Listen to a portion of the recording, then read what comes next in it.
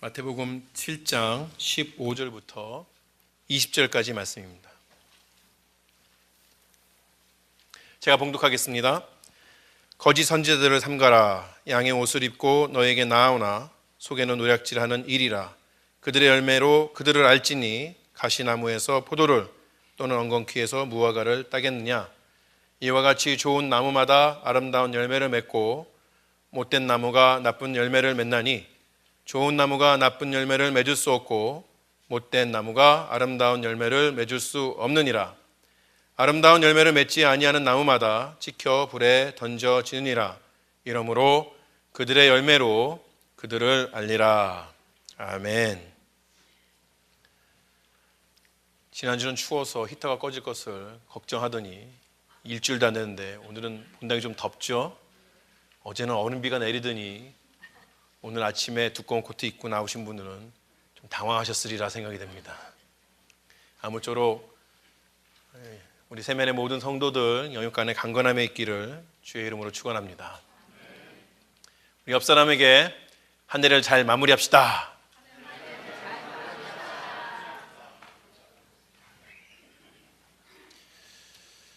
아까 우리 장로님 기도하시면서 한 해를 돌아볼 때 정말 주님 앞에 드린 것이 없어서 죄송하다 그렇게 말씀하셨는데 여러분의 한 해는 어떠셨습니까?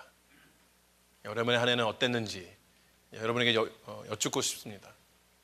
여러분이 여러분 스스로에게 온 한 해 이렇게 돌아보시면서 점수를 주신다면 몇 점을 주시겠습니까? 100점 만점에 몇 점을 주시겠는가?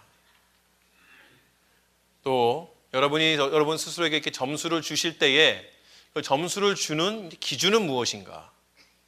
그런 것들 한번 생각해 보신 적이 있으십니까? 우리가 세상 사람들이 다 자기 나름대로 이제 자기의 삶을 평가를 합니다만 우리 예수를 믿는다 하는 그런 사람들은 자기의 삶, 또 지난 1년, 10년 아니면 지난 일주일 이렇게 평가를 할 때에 우리 삶의 기준들은 무엇이 되겠는가? 생각해 볼 필요가 있는 것이죠. 오늘 우리가 이제 함께 본 마태복음 7장 말씀에 보면 예수님께서는 그러한 기준들에 대해서 말씀해 주실 때에 우리가 기대했던 것보다 훨씬 더 강도가 높은 그런 어조로 우리에게 그 평가의 기준을 말씀해 주십니다. 이 마태복음 5장부터 7장까지를 우리가 흔히 얘기할 때에 이제 산상수훈이다, 산상보훈이다 이렇게 이야기합니다. 예수님께서 산에 이렇게 딱 오르셔서 계시고 그 앞에 수천 명, 많게는 10,000명 넘게 있으면서 예수님이 이제 공개 강연, 요즘 말로 하면 그런 거죠. 공개 강연을 이제 쭉 하시는 것이죠. 그 내용들이 마태복음 5장부터 쭉 나오기 시작해서 이제 7장이 끝이 납니다. 예수님께서 말씀을 쭉 전하신 이후에 그 말씀하신 것들을 다 정리해 주시죠. 그 말씀의 주제는 이제 천국인데, 천국이 이런 것이다, 천국은 저런 것이다 이렇게 말씀하시고 난 다음에 요점을 다시 한번 이야기하십니다.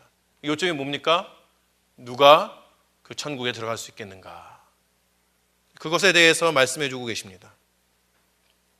예수님께서 말씀하실 때에 천국에 들어가는 자는 어떤 자인가? 그것을 이야기하실 때에 예수님 앞에 나와서 주여 주여 한다고 다 주님 앞에서 그 은혜를 입고 천국에 들어가는 것은 아니다 이렇게 말씀해 주십니다. 또는 예수님 앞에 나와서 자신의 능력, 자신의 학식을 보인다고 해서 내가 이런 것들을 다 쌓아놨다, 자기가 이루어놓은 어떤 성공을 보인다고 해서 그 사람들이 역시 천국에 들어가는 것은 아니라고 그렇게 말씀해 주십니다. 천국에 들어가는 자는 하나님의 뜻대로 행하는 자가 천국에 들어가는 자다 이렇게 말씀해 주시는 것이죠. 그리고 어떠한 한 사람이 이 땅에 살면서 하나님의 뜻대로 행하고 있는가 아니면 그렇지 않은가는 그 사람이 가지고 있는 열매를 통해서 알 수 있다 이렇게 이야기합니다. 열매를 통해서 알 수 있다. 그런 예수님의 이야기가 좀 어느 정도 이해가 됩니다. 예를 들어서 제가 이제 어느 지역에 땅을 샀습니다. 아무것도 없는 농장, 아니 숲 이런 걸 샀다고 칠 때 거기 가보니까 나무가 엄청 빡빡하게 있는 겁니다. 제가 보고 이래서는 이제 집도 못 짓겠다. 그래서 이 나무 중에 한 반은 쳐내야겠는데 문제는 무엇입니까? 제가 나무를 모른다는 겁니다. 여러분 시골에서 자라신 분들, 들로 산으로 뛰신 분들은 또는 어렸을 때부터 할아버지 할머니 쫓아다니면서 나무에 대해서 배우신 분들은 딱 나만 봐도, 잎사귀만 봐도 이게 무슨 나무입니다, 저는 어떤 나무입니다 알 수 있기도 하고, 잎사귀가 없어도 알 수 있죠. 저 같은 경우는 잎사귀가 있어도 도대체 알 수가 없는 것이죠. 이게 무슨 나무인지. 여러분 앞에 있는 그림은 무슨 나무 같습니까? 네? 정답은 배나무입니다. 알 게 뭡니까 이게 지금? 도저히 알 수가 없는 것이죠.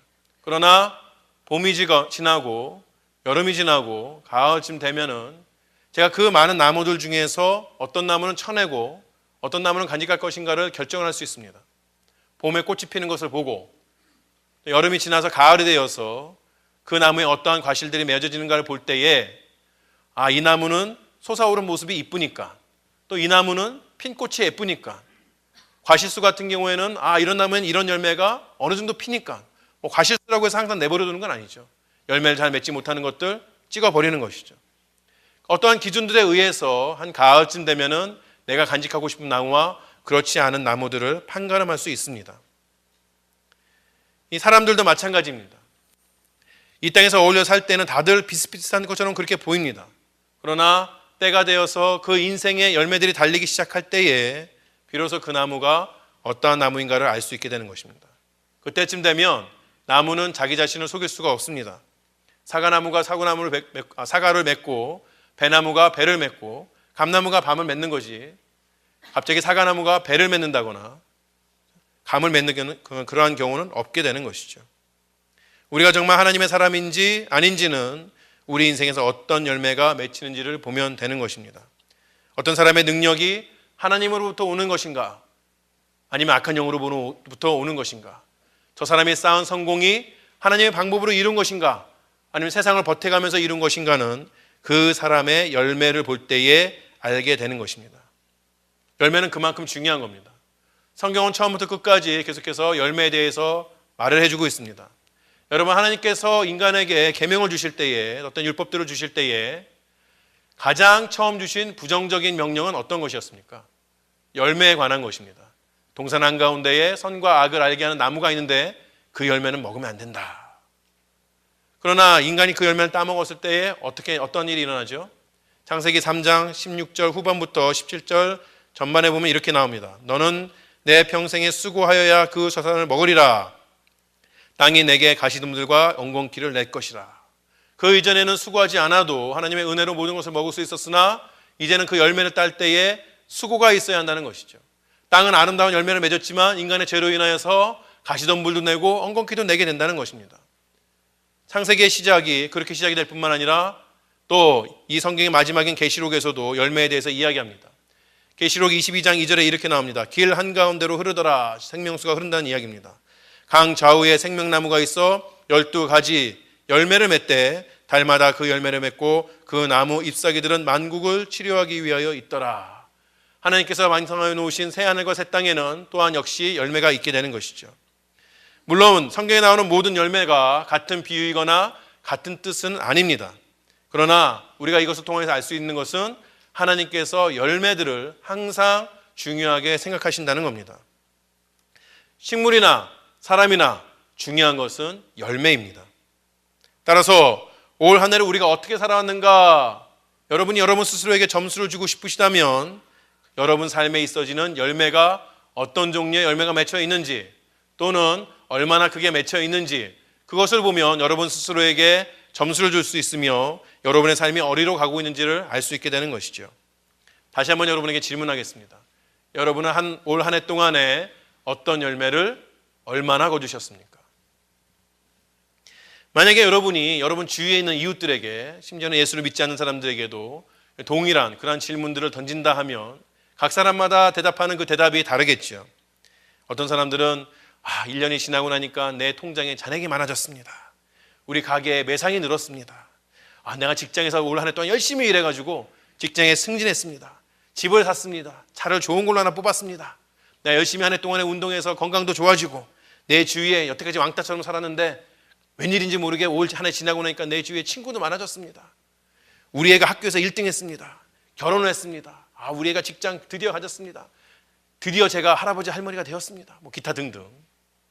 이러한 이야기들로 자신의 열매들에 대해서 이야기할 것입니다. 그런데 이런 이야기들을 쭉 듣다 보면 우리 마음 가운데 어디 한 구석인가 좀 찜찜한 것들이 남는 것을 알게 됩니다. 일반적인 사람들은 다 그렇게 이야기하는데 내가 그래도 명색이 예수 믿는 사람인데 나도 똑같이 저런 것들을 가지고 나의 삶에 대해서 평가해야 할까? 내 마음 가운데 본능적으로 그런 것들이 일어나는 것이죠. 그래서 우리는 난 그래도 예수 믿는 사람이니까 그러면서 다른 열매들에 대해서 이야기하기 시작합니다. 내가 올 한 해 열심히 해서 몇 명을 전도했습니다. 이제까지 내가 이 평생에 성경 읽기 한 번도 끝내본 적이 없는데 올해는 끝냈습니다. 묵상을 꾸준히 했습니다. 기도 시간을 얼마나 오래 가졌는지 모릅니다. 교회에서 나에게 직분 잘 주어줬는데 그 직분 잘 감당했습니다. 이런 것들에 대해서 쭉 이야기합니다. 다 좋은 것이죠. 정말 저는 바라기는 여러분의 입술에서 이러한 간증들, 평가들이 계속해서 나오는 것을 바랍니다. 그러나 이런 것들을 듣고 있는 와중에도 뭔가 또 찜찜함이 남게 됩니다. 우리 스스로 이런 이야기를 쭉 하다 보면 마치 내 자신이 이 마태복음 7장에 나오는 것처럼 예수님 앞에 와가지고 주여 주여 부른 다음에 내가 이런 것도 했습니다. 저런 것도 했습니다. 이런 것도 이루었습니다. 한참 자랑하는 그런 사람하고 뭔가 좀 비슷한 그런 말을 하고 있지는 않은가? 그런 사람들하고 비슷한 그런 평가를 하고 있지 않은가? 그런 생각들을 하게 됩니다. 2008년에 이 세상에 큰일이 벌어졌습니다. 미국에서 시작된 금융위기는 전 세계에 영향을 미쳤습니다. 이것 때문에 저는 아직까지도 제가 산 집에 본전을 못 뽑고 있습니다. 이런 금융위기를 겪으면서 이루어진 그런 여러 조사들을 통해서 나타난 은행이나 대출 기관의 책임자들의 태도는 언론에 드러났을 때에 많은 사람들에게 분노를 일으켰습니다. 이 사람들이 하는 말이 뭡니까? 나는 그냥 법대로 했을 뿐이다. 나는 열심히 일했을 뿐이다. 이렇게 이야기합니다. 경제 전문가들입니다. 이 사람들은 로비스트를 써서 정부의 압력을 가해서 갖가지 금융 규제들을 완화시켜 나갔습니다. 그로 인해서 어우러지는 여러 가지 어떤 그런 또 새롭게 뒷 방법 또는 새롭게 이루어지는 방법들을 통해서 대출을 늘려나가고 자신의 성과를 이루어 나갔던 것이죠. 이들은 전문가이기 때문에 알았을 것입니다. 이대로 가다가는 무언가 큰일이 벌어지겠구나. 실제로 그러한 큰일이 벌어졌을 때에도 그들은 반성하지 않습니다. 왜? 나는 법대로 했으니까. 나는 그냥 일을 열심히 했을 뿐이니까. 그들은 훌륭한 금융자산가일지 몰라도 그들의 도덕성은 우리가 의심해 보게끔 되는 것이죠. 고국에서 일어나는 많은 비리 사건들이 있는데 거기에는 꼭 안타깝게도 교회 장로님, 권사님, 안수집사님 꼭 한 분씩은 껴 있습니다. 저는 그분들도 나름대로 교회에서 공사도 많이 하고 헌금도 많이 하신 분이라고 생각합니다.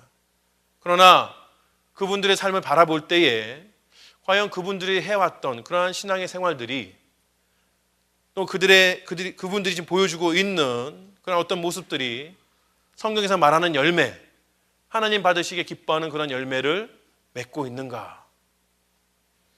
우리는 의심하게 되는 것이죠. 여러분 오해하지 마시기 바랍니다. 저는 여러분이 쌓아 나아가고 있는 그런 신앙의 귀한 그런 모습들을 폄하하려고 하는 것이 아닙니다. 그러나 우리 주위에 일어난 이런 사건들을 바라보면서 성경이 말하는 하나님께서 원하시는 그런 열매라는 것은 우리가 흔히 우리 스스로를 평가하는 어떤 종교적인 그런 결과물들은 아닐 수도 있다는 그런 생각들을 하게끔 되는 것이죠. 그렇다면 과연 좋은 나무에서 맺어지는 좋은 열매란 어떠한 것인가? 다시 오늘 본문으로 돌아가 보겠습니다. 앞에서 말씀드린 것과 같이 마태복음 7장에서는 천국에 들어가는 자는 능력을 보이는 그런 자가 아니라 하나님의 말씀을 듣고 행하는 자다 이렇게 이야기해 줍니다.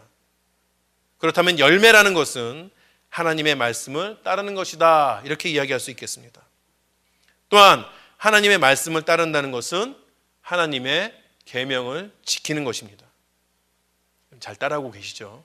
갑자기 제가 여러 개를 말하니까 헷갈리십니까? 하나님의 계명은 무엇입니까?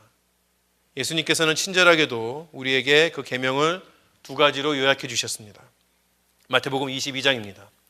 예수께서 이르시되 내 마음을 다하고 목숨을 다하고 뜻을 다하여 주 너의 하나님을 사랑하라 하셨으니 이것이 크고 첫째 되는 계명이요 둘째도 그와 같으니 내 이웃을 내 자신같이 사랑하라 하셨으니 이 두 계명이 온 율법과 선지자의 강령이니라. 하나님의 계명이 무엇입니까? 하나님을 사랑하고 이웃을 사랑하는 것이다. 우리가 사랑하다 보면, 여러분 사랑하시다 보면 성경에 어디가 생각이 나십니까? 사랑 성경 말씀 생각이 안 나시고 남궁옥분의 사랑 누가 말했나만 생각이 나시는지. 고린도전서 13장을 이야기하죠. 사랑은 오래 참고부터 시작하는, 교회를 안 다녀도 아는 이 사랑은 오래 참고부터 시작하는 이러한 고린도전서 13장의 말씀을 보게 됩니다. 여러분이 이 고린도전서 13장의 말씀을 쭉 보시면 이 사랑에 대해서 이야기할 때 사랑은 어떠한 것이다 라는 것과 사랑은 어떠한 것이 아니다 라는 것이 섞여 있는 것을 보게 됩니다. 먼저 사랑은 어떠한 것이다 하는 것을 볼 때에 제가 초록색으로 해놓은 사랑은 오래 참는 것이다, 사랑은 온유한 것이다, 사랑은 진리와 함께 기뻐하는 것이다, 사랑은 참는 것이다, 사랑은 믿는 것이다, 사랑은 바라는 것이다, 소망함을 가리키죠. 모든 것을 견디는 것이다, 인내함을 가리키죠. 이러한 것들이 사랑과 같은 의미로 쓰여지는 그런 단어들입니다. 반대로 여러분 붉은 글씨를 보시면 이러한 것들은 사랑이 아니라고 이야기하는 것이죠. 시기하는 것이다, 자랑하는 것이다, 교만하는 것이다, 무례행하는 것이다, 자기의 유익, 공공의 유익이 아니라 자기만의 이기적인 유익을 구하는 것이다, 성내는 것이다, 악한 것이다, 악한 것을 생각하는 것이다, 또 불의한 것이다. 이러한 것들이 결국 이러한 것들을 하는 사람들은 사랑을 알지 못하는 자다, 이렇게 이해하게 되는 것입니다. 이렇게 우리가 초록색 글씨와 이 빨간 글씨들, 단어들을 우리가 쭉 보게 되면 이 고린도전서 13장 사랑에 대해서 이야기하는 것으로부터 우리가 또 하나의 잘 알려진 성경 구절을 생각하게 됩니다. 다른 것이 아니라 갈라디아서 5장의 말씀입니다. 갈라디아서 5장의 말씀을 보면 이 사랑에 대해서 이야기하는 사랑은 이러한 것이 아니다라는 것과 사랑은 이러한 것이다라는 그 덕목들이 혼합해서 역시 나오는 것을 볼 수 있습니다. 먼저 갈라디아서 5장 19절에서 21절까지 보면 이렇게 나오죠. 육체의 일은 분명하니 곧 음행과 더러운 것과 호색과 우상 숭배와 주술과 원수 맺는 것과 분쟁과 시기와 분냄과 당 짓는 것과 분열함과 이단과 투기와 술 취함과 방탕함과 또 그와 같은 것들이라. 전에 너희에게 경계한 것 같이 경계하노니 이런 일을 하는 자들은 하나님의 나라를 유업으로 받지 못할 것이요. 앞에 고린도전서 13장에 본 사랑이 아니라는 것, 그런 일을 하는 사람들이 결국 하나님의 나라를 유업으로 받지 못하게 되는 것입니다. 마태복음 7장에 나오는 것처럼 이러한 자들이 다 열매를 맺지 못하는 것이죠. 그에 비해서 그 이후에 갈라디아서 5장 21절과 22절을 보면 이렇게 나옵니다. 오직 성령의 열매는 사랑과 희락과 화평과 오래 참음과 자비와 양성과 충성과 온유와 절제니 이 같은 것을 금지할 법이 없느니라. 고린도전서 13장에 나오는 사랑은 이러한 것이다 라고 이해하는 덕목들이 성령의 열매라는 이름으로 갈라디아에서 다시 쓰여지게 되는 것입니다. 아까 앞에서 본 마태복음 22장의 계명들을 이야기할 때에 이런 것을 행하는 것이 곧 사랑이고, 그러한 사랑을 하나님과 이웃에게 행하는 것이 우리가 하나님의 귀한 계명을 지키는 것이다. 또 그런 계명을 지키는 것이 마태복음 7장에 나오는 것처럼 우리 인생에 열매를 맺는 것이다. 이렇게 이어지게 되는 것이죠. 여러분 이쯤 되시면 주보를 펴셔서 오늘 전도회 모임 2번에 답을 쓰셔야 됩니다. 외우시면 안 쓰셔도 됩니다. 열매에 대한 것, 신약 성경에서 열매에 대한 것이 이것만 나오는 것은 아닙니다. 에베소서 5장 9절에 보면 빛의 열매는 모든 착함과 의로움과 진실함에 있다, 이렇게 이야기합니다. 야고보서 3장에 보면 화평케 하는 자들은 화평으로 심어서 의의 열매를 이룬다. 그 의의 열매는 무엇이 이루는 것입니까? 화평함이 이룬다는 것이에요. 신약 성경에는 이렇게 열매들에 대해서 자세하게 우리에게 설명해 주고 있습니다. 그런데 앞에 보았던 갈라디아서 5장, 에베소서 5장 또는 야고보서 3장에 이런 열매들에 대해서 볼 때에 이 세 가지 열매들이 공통적으로 가지고 있는 그 특징은 무엇입니까? 공통점은 무엇입니까? 이 모든 것들이 다 결국은 성품이라는 것입니다. 이제 우리는 답을 찾게 되었습니다. 하나님께서 맺으라고 하는 열매가 무엇일까? 그러한 것들은 내가 교회에서 얼마나 봉사하는가, 얼마나 전도에 왔는가, 헌금을 얼마나 했는가, 이런 것들이 아닙니다. 심지어는 내가 성경을 얼마만큼 읽었는가, 기도를 얼마만큼 했는가, 예배에 얼마만큼 참석을 했는가도 아닌 것이죠. 이런 외적으로 보여지는 것들은 오히려 우리의 연약함을 감추는 그런 가면과도 같은 역할을 할 때가 있습니다. 자신의 삶은 엉망진창으로 살면서도 교회에 나와서 거룩한 채 할 수 있는 것이죠. 하루 24시간 중에 23시간은 덜 거룩하게 살면서도 그 1시간에 반을 나누어서 기도를 했다, 반을 나누어서 성경을 읽었다는 것만으로도 내가 마치 거룩한 것처럼 그렇게 생각할 수 있게 되는 것이죠. 그러나 성경은 열매에 대해서 말할 때에 철저하게 우리의 삶에서 드러나는 성품에 대해서 말하고 있는 것입니다. 1년 내내 예배에 빠지지 않고 하루에 2-3시간씩 기도를 하고 많은 헌금을 한다고 할지라도 매주마다 거리에 나가서 혼자 전도지를 돌리는 열심을 보인다 할지라도 그 마음에 사랑이 없다면, 다른 사람들과 화평하지 않는다면, 다른 이의 어리석음이나 잘못에 대해서 온유하고 오래 참고자 하는 그런 마음이 없다면 충분히 가지고 누릴 수 있지만 그러나 이웃을 위해서 가지지 않고 절제하는 마음이 없다면, 다른 이들을 대할 때에 진실함으로 대하지 않는다면, 의를 사랑하는 마음이 없다면 우리가 가지고 있는 모든 종교적인 결과들은 의미가 없는 것입니다. 이렇게 말씀드리면 어떤 분들은 마음에 좀 속상함이 있을 수도 있고 어떤 분들은 속으로 우시실 수도 있으시겠습니다. 왜냐하면 이런 말들이 마치 좀 예배 생활 좀 소홀히 해도, 성경 읽기와 기도는 좀 열심히 해도 착하게 살면 다 되는 것이거니, 이런 말로 들릴 수 있기 때문에 그렇습니다. 아니, 지난주 주일날 예배는 왜 안 나오셨습니까? 목사님, 제가 정말 노력은 해봤지만 교회에 정말 꼴 보기 싫은 사람 한 사람이 있습니다. 그 사람을 보면서 예배를 드리느니 집에 있으면서 안 보면서 내 속에 인내와 오래 참음을 열심히 노력해서, 목사님 일주일이 지났더니 주일날 와서 예배 드리는 것보다 내 인격이 더 성숙한 것 같아요. 내 인생의 열매들이 더 크게 자란 것 같아요. 이런 말이 아닌 걸 아시죠? 이런 것들은 솔직히 말이 되지 않는 것입니다. 이에 대해서는 조금 이따 또 다시 한번 말씀을 드리겠습니다. 자, 우리가 맺는 열매는 성품이다, 이렇게 말씀드렸습니다. 그런데 이러한 성품들에는 공통적인 성격들이 있습니다. 간략하게 3가지를 말씀드리려고 합니다. 첫 번째, 성품은 일상의 문제입니다.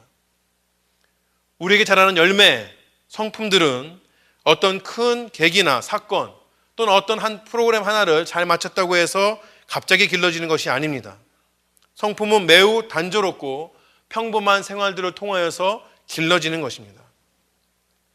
2009년 1월에 뉴욕의 라과디아 공항에서 샬럿으로 가는, 노스캐롤라이나 샬럿으로 가는 비행기가 하나 이륙을 합니다. 그 비행기의 기장은 설리라는 그런 사람입니다. 이 사람이 다 비행기를 점검을 하고 비행기가 뜰 때까지 그 비행기에 아무런 문제가 없었습니다. 이륙을 한 다음에 약 2분이 지난 다음에 지나가는 기러기 떼를 만나서 이 기러기들이 비행기 엔진에 부딪히게 되면서 엔진이 둘 다 고장이 나게 됩니다. 그러면서 상황이 달라지게 되는 것이죠. 이 비행기가 떠서 착륙할 때까지의 그 총 비행 시간이 208초라고 합니다. 208분이 아니라 208초. 산수가 되십니까? 4분이 안 되는 시간입니다. 이 짧은 시간에 이미 거의 2분은 지나갔죠. 나머지 시간을 통하여서 이 기장, 설리라는 기장은 부기장과 의논을 해서 해야 할 바를 정하고 또 그것에 필요한 모든 작업들을 마친 다음에 뉴욕에 있는 허드슨 강에 동체로 착륙을 하게 됩니다. 그리고 겨울이었지만, 아주 차가운 강물이었지만 뉴욕시에서도 당국에서도 발빠르게 움직여서 그 강에 착륙해 있는 사람들을 잘 구해냈기 때문에 이 사건을 통하여서 사상자나 큰 부상을 입은 사람은 없었습니다. 기적과도 같은 그런 일이 일어나게 된 것이죠. 어떻게 해서 이러한 일들이 일어났습니까? 이 영화를 여러분이 잘 아시는 클린턴 이스트우드, 배우로만 아시는 분들도 계실 텐데 여러 영화를 만들었습니다. 이 클린턴 이스트우드가 이 사실을 바탕으로 해서 영화를 만들었습니다. 영화 시사회 때에 이 클린턴 이스트우드가 이렇게 이야기합니다. 진정한 가치를 추구해왔던 한 남자의 57년의 인생 이야기, 그 인생이 기적을 만들었다고 나는 생각한다. 그리고 나는 이 영화를 통하여서 그것을 보여주기 위해서 끝까지 노력했다. 이렇게 이야기합니다. 하루하루 매 순간의 삶에서 진정한 가치를 추구해왔던 그러한 것들이 57년이 모여서 정말 급박한 순간에 내가 해야 할 것과 하지 말아야 할 것, 그것들이 분명히 갈라지게 되는 것이죠. 내가 이 위급한 시기를 넘기기 위해서 가져야 하는 그런 성품들, 덕목들이 자연스럽게 우러나게 되는 것입니다. 여러분, 이 영화를 보시면 국토안전부가 이 기장을 데려다가 조사를 하는 그런 과정들이 나옵니다. 조사관이 이 기장에게 이야기합니다. 당신이 했던 그러한 것 때문에, 그 결정 때문에 많은 사람들이 죽을 수도 있었습니다. 실제로 이러한 그 강가에 동체 착륙을 하는 일이 일반적인 일은 아니라고 그럽니다. 그럴 때 기장이 곰곰이 생각하다가 이야기를 합니다. 내가 그 짧은 시간에 생각했던 것은 딱 하나다. 어떻게 하면 이 사람들을 다 살릴 수 있을까? 오랫동안 평범한 생활들, 작은 결정들을 통해서 걸려진 그러한 성품들, 또는 어떤 전문성들이 이 위급한 시간에 자신을 결성할 수 있게끔 그렇게 하는 것이죠. 때로 우리는 그리스도인으로 사는 것이 단번에 이루어지는 것이라고 그렇게 생각을 합니다. 예수님을 구주로 영접하면 그날부터 우리는 전혀 다른 사람이 되는 것처럼 그렇게 여기기도 합니다. 그래서 전혀 다른 생각을 하고 전혀 다른 성품을 가지고 전혀 다른 능력을 가지고 전혀 다른 것들을 선택하며 살 것이라고 그렇게 생각하는 것이죠. 그러나 사실은 그렇게 이루어지지 않습니다. 예수님을 구주로 영접하는 그 순간은 참된 그리스도인으로 살아가는 것의 시작에 불과한 것이에요. 우리는 일상생활에서 일어나는 수많은 크고 작은 일들에 예수님이라는 기준을 가지고 결정해 나아가야 합니다. 그리고 그런 1분 1초들이 다 모여서 우리의 성품들이 만들어져 나아가는 것입니다. 우리라는 인생의 나무에 제대로 된 열매들이 달리기 시작하는 것입니다. 성품은 다른 어떤 문제가 아니라 일상의 문제인 것입니다. 두 번째로 성품은 세상의 것과는 전혀 다른 것입니다. 여러분, 우리가 조금 전에 보았던 성령의 열매나 빛의 열매, 거기 나오는 덕목들을 보시면 우리만 이야기하는 것이 아닙니다. 세상의 수많은 종교들, 세상의 많은 철학들이 함께 가치를 느끼고 그것을 위하여서 나름대로 노력하고 나름대로의 방법을 가지고 애쓰고 있는 그런 덕목들이죠. 누구나 다 사랑해야 된다고 이야기합니다. 누구나 다 자비를 베풀어야 된다고 이야기하고 누구나 다 의로움을 추구해야 된다고 이야기합니다. 그렇다고 해서 우리가 가진 것이 세상에 말하는 그러한 것과 같은 단어를 쓰기 때문에 같은 것이라고 여러분이 생각하십니까? 그렇지 않습니다. 그 이유는 우리가 말하는 성품은 우리가 가지고 있는 의지나 경험으로 개발되는 것이 아니라 예수 그리스도라는 모델을 바라보며 그분의 뒤를 쫓아나가는 것으로 이루어지는 것이기 때문에 그렇습니다.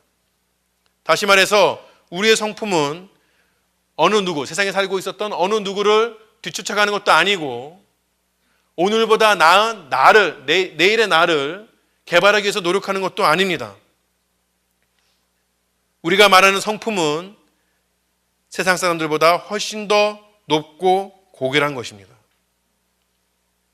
이러한 성품의 열매를 맺기 위해서는 반드시 예배와 말씀 그리고 기도의 생활을 충실하게 해야 합니다. 앞에서 말씀드린 것처럼 그냥 착하게 살면 되는 거 아니냐, 굳이 교회 생활을 그렇게 열심히 해야 되느냐, 그렇게 말할 수는 없다는 것이죠. 왜 그렇습니까? 삼위일체 하나님과 친밀한 교제가 있지 않고서는 우리는 예수님의 참된 모습을 알 수 없기 때문에 그렇습니다. 성품은 우리가 매 순간마다 예수님 앞에 우리의 초점을 맞출 때에 비로소 길러지는 것입니다. 여러분, 왜 교회 안에 많은 문제가 있는지 아십니까? 왜 교인들이 열심은 있지만 생활에 있어서는 지탄의 대상이 되는지 아십니까? 교회 안에 있는 많은 사람들이 예수님을 제대로 알지도 못하고 예수님의 열매에 대해서 제대로 알지도 못합니다. 그리고는 교회 안에서도 신앙생활에서도 세상에서 말하는 그런 열매들을 맺어가면서 마치 그것이 옳은 것처럼 또는 충분한 것처럼 그렇게 생활하고 있는 것이죠.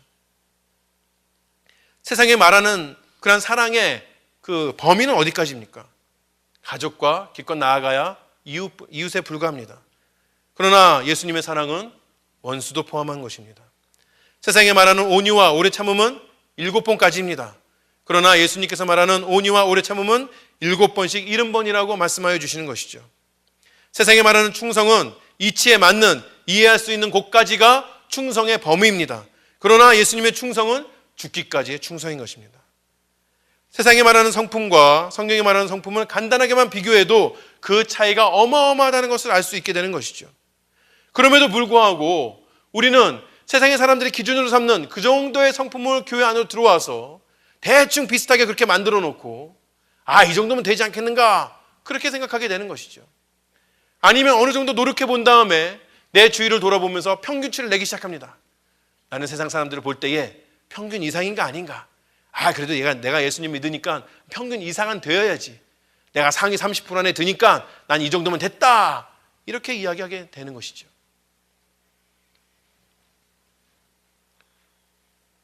우리의 열매 맺기는 상대평가가 아닙니다. 우리가 열매를 맺는 것은 절대적인 것입니다. 예수 그리스도의 그 모습에 다다를 때까지 끝까지 노력해야 하는 것이 우리의 열매 맺기라고 이야기해 드릴 수 있겠습니다. 여러분 이렇게 말씀드리니까 참 무시무시하죠. 누가 그것을 이룰 수 있겠는가 생각이 되죠.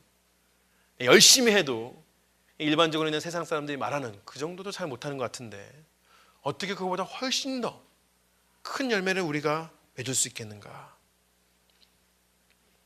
그러나 성품의 그 세 번째 성격은 그런 우리의 마음을 위로하고 격려해 줍니다. 성품의 세 번째 성격은 성품을 자라게 하시는 분은 하나님이시라는 겁니다. 바울은 고린도 교회에서 보내는 편지에서 자라게 하시는 분은 하나님이라고 분명하게 말해줍니다. 고린도전서 3장에 보면 나는 심었고 아볼로는 물을 주었을 때 오직 하나님께서 자라게 하셨나니 그런즉 심는 이나 물 주는 이는 아무것도 아니로되 오직 자라게 하시는 분은 하나님뿐이시라. 우리는 우리가 가지고 있는 스스로의 한계에 대해서 인정할 수 있어야 됩니다. 하나님이 보고 싶어 하시는 그러한 성품의 열매들을 맺기 위해서는 하나님의 능력이 절대적으로 필요하다는 것을 고백해야 합니다. 물론 우리가 노력해야 합니다. 우리가 날마다 애쓰고 기억해야 합니다. 그러나 우리가 노력하고 애쓴다고 해서 맺어지는 것은 아니라는 것을 알고 주님께서 우리에게 그분의 능력과 지혜와 그 마음을 품게 하여 주시기를 매 순간마다 기도해야 하는 것이죠. 예수님께서도 이 점을 분명하게 하십니다. 요한복음 15장에 이렇게 말씀하십니다. 내 안에 거하라 나도 너희 안에 거하리라. 가지가 포도나무에 붙어 있지 아니하면 스스로 열매를 맺을 수 없음 같이 너희도 내 안에 있지 아니하면 그러하리라. 어떻게 열매를 맺는다고요? 예수에게 붙어 있어야 하는 것입니다. 우리는 예수님을 떠나서는 절대로 열매를 맺을 수 없습니다. 그분의 능력과 지혜를 매 순간마다 구해야 하는 것이에요. 그리고 그분이 가리키는 그 방향으로 우리의 발걸음을 이어나가야 하는 것입니다. 그렇게 신앙의 열매는 내 스스로의 힘으로 맺을 수 없는 것이기 때문에 때로는 내가 열심히 노력하고 또 하나님 하라는 대로 하였음에도 불구하고 열매들이 잘 맺지 않는 그 순간에도 우리는 조급한 마음을 가질 필요가 없는 것입니다. 그저 우리의 가는 걸음을 뚜벅뚜벅 계속해서 걸어나가면 되는 것입니다. 또는 내 주위에 함께 신앙생활하고 있는 사람들의 모습을 보면서 우리가 기대했던 것만큼 그 사람들에게 열매가 맺어지지 않을 때 그 순간에도 우리가 조급하거나 판단하거나 포기해서는 안 되는 것이죠. 다이사쿠 이키다라는 일본 작가가 쓴 벚나무라는 동화책이 있습니다. 이 동화책에 보면은 이 할아버지가 한번 등장하는데 이 할아버지는 죽어 있는 그러한 벚나무를 계속해서 돌봅니다. 꽃도 안 피고 잎도 나지 않는데 할아버지는 이 나무에 정성을 다하는 것이에요. 아이들이 물어봅니다. 이상하게 생각하면서 이제 물어보게 되는 것이죠. 그럴 때에 이 할아버지가 아이들에게 이렇게 말합니다. 이 나무가 꽃을 피우지 못한 건 사실이란다. 하지만 약간의 친절과 인내만 있으면 꽃을 피울지 누가 알겠니? 내 생에는 아니더라도 말이다. 난 그럴 거라고 확신한단다. 우리는 우리 안에서 또 우리와 함께하는 신앙의 동지들의 그 안에서 우리의 노력 또 그들의 노력을 들어서 역사하시는 우리의 노력이 분명히 있어야 됩니다. 그러한 노력들을 들어서 역사하시는 하나님의 선한 손길에 대해서 믿음을 가져야 합니다. 잠깐 노력해 보려고 노력해보고 되지 않는다고 포기해서는 안 됩니다. 세상을 둘러보시면서 목사님, 세상에서 어떻게 그런 성품들이 맺어질 수 있겠습니까? 이 세상에서는 불가능한 것 같습니다. 세상을 어떻게 그러한 것들을 가지고 살아나갈 수 있겠습니까? 인내하며 오래 참으며 내버려 두며 절제하며 나의 것을 내어주면서 어떻게 이 험한 세상을 살아나갈 수 있겠습니까? 그렇게 포기해서는 안 된다는 것이죠. 왜?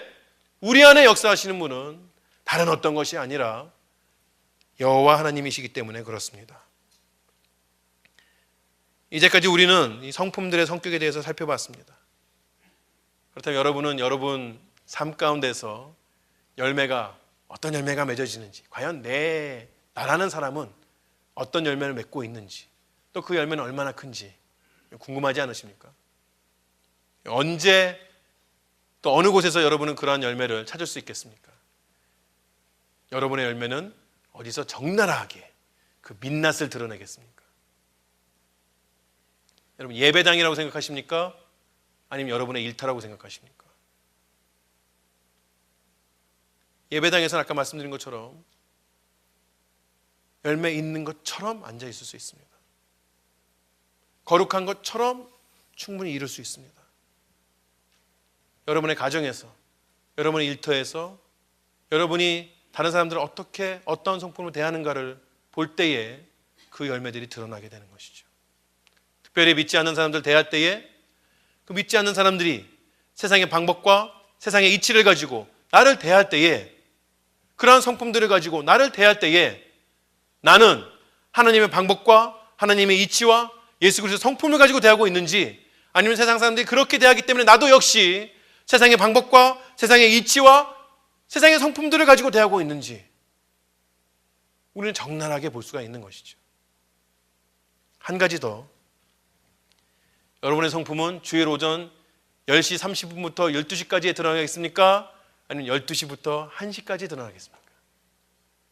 예배당에서 드러나겠습니까? 친교실에서 드러나겠습니까?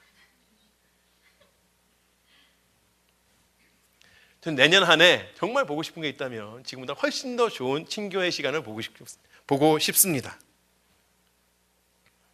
은혜 받았다. 귀한 주일 예배를 마치고 하나님께서 주신 말씀을 마음에 품고 얼마 되지도 않는 길을 걸어갑니다.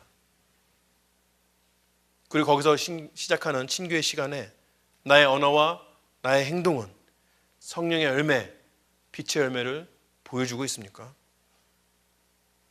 나는 그리 길지 않는 그 시간 동안에 속이 텅 빈, 또는 남을 깎아내리는 농담으로 그 시간을 채우고 있습니까? 아니면 조금이라도 서로를 위로하고 서로를 격려하는 말들을 하고 있습니까? 내가 그 시간 동안에 참여하는 대화의 주제는 무엇입니까? 나는 그 시간 동안에 남을 섬기고 싶어 합니까? 아니면 섬김을 받고 싶어 합니까? 나에게 주어진 것이 그 무엇이든지 간에 그것으로 인해서 감사하고 있습니까? 내가 있었던 그 자리만이라도 정돈하고 깨끗하게 하기 위해서 노력하고 있습니까? 은혜를 받았다고 말하면서도 나에게 오는 작은 부당함을 참지 못하고 화를 내고 있지는 않습니까? 내가 취할 수는 있습니다. 내가 가질 수는 있습니다. 내가 그것을 다 택할 수는 있습니다만, 그러나 교회의 덕을 위하여서 포기하는 일들을 기뻐하고 있습니까? 여러분, 오늘 이 예배 후에 친교실에 앉아있는 여러분 자신의 모습을 스스로 잘 살펴보시기 바랍니다. 여러분의 열매는 얼마나 어떻게 자라고 있습니까? 제가 이렇게 목소리를 크게 외쳤는데도 불구하고 오늘 하루도 지키지 않는다면 제 마음이 참 어렵겠죠. 근데 저를 위해서 하는 게 아니라 올 한 해, 제가 처음에 올 한 해 여러분 어떻게 지내셨습니까? 그렇게 제가 여러분 스스로를 판단해 보사, 평가해 보시라 이렇게 말씀드렸는데, 올 한 해가 이 예배 시간 다음에 1시간 동안에 적나라하게 드러날 수 있는 것입니다. 말씀 마치겠습니다. 여러분, 제가 올 한 해를 잘 정리해 보시라 말씀드렸는데, 정리해 보신 것뿐만 아니라 여러분 지금이 2017년 한 해를 잘 준비하시는 그러한 때입니다. 여러분은 여러분의 계획 가운데 다른 어떤 것보다도 그리스도를 더욱더 닮아가서 좋은 나무에서 참된 열매, 좋은 열매를 맺기 위한 그런 계획들을 가지고 계십니까? 이것이 먼저 돼야 되지 않겠습니까? 이것이 하나님의 계명을 지키는 것이라면, 이것이 진정 우리 삶 가운데서 예수 그리스도를 사랑하는 것이라면, 다른 어떤 것보다도 이러한 성품의 귀한 열매들이 우리의 삶에서 자랄 수 있도록 우리가 작정하고 구체적인 방법들을 마련해야 할 것입니다. 또한 그것들을 통하여서 내년 이맘때가 되면 다시 한 해를 돌아보시면서 내가 2016년 12월 셋째 주일 주일보다는 조금이라도 더 나의 성품이 그리스도를 닮아갔다, 자신 있게 그렇게 말할 수 있는 그러한 귀한 것들을 받아 누리는, 또 지켜나가는 여러분 되시기 바랍니다. 기도하시겠습니다.